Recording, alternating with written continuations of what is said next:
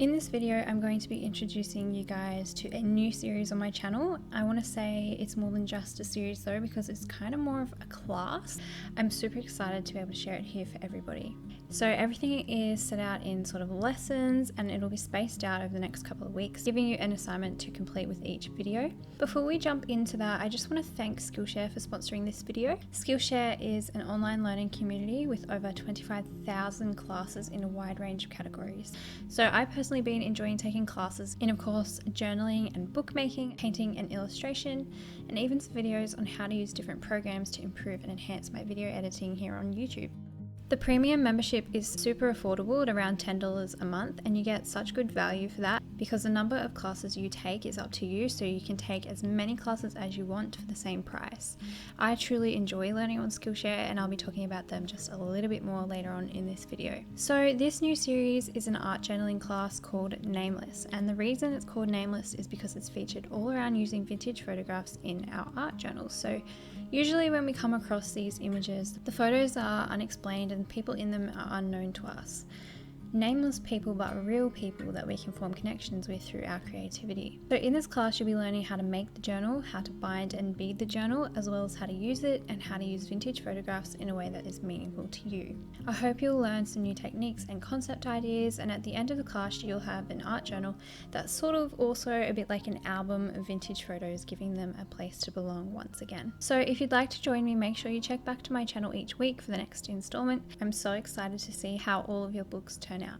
In this video, I'm just going to suggest some supplies you may need throughout the duration of the class, but bear in mind that these are just suggestions, so if you don't want to use something that I've used or you want to use something that I haven't used, feel free to include your own alternatives because it is your art journal, you do what works for you. Some supplies I've used are cardstock or recycled cardboard, scissors, a bone folder, a paper trimmer, wet glue and a glue stick, glue brush, ruler, plain paper, some paper scraps, a craft or utility knife, some fabric and trims, paint and brushes, texture paste, crackle medium, some gilding wax, eyelets or grommets, thread, varnish, ephemera pieces, distress ink or ink pads, stamps, vintage photos and papers, beads and found objects to use as charms, and really just any other art supplies that you like.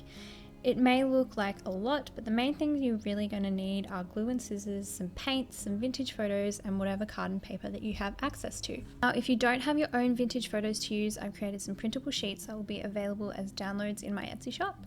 And I've created these as collage sheets of vintage photos, and there's also a pack of background pages as well as a set of ephemera pieces that you can use. So you can resize these images however you see fit to work for you.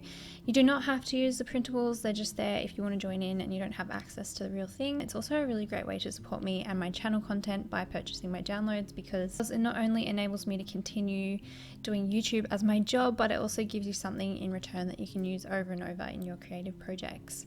So as I said, the first half of this class will be focused on making the book itself, and the second half will be more focused on using the book. And your assignment for this week is just to begin gathering up your supplies that you'd like to use in your art journal, and maybe begin clearing up some space in your creative workplace so that you can have lots of room to begin making your journal in the next video.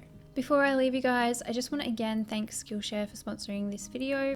Remember that a premium membership on Skillshare gives you completely unlimited access to as many classes as you like, so it's extremely good value if you want to educate yourself and you're self-motivated. You can use the knowledge to further your creativity or even your career. So I'm really excited to be able to share a link in my description box that will give the first 500 to use that link a 2-month free trial.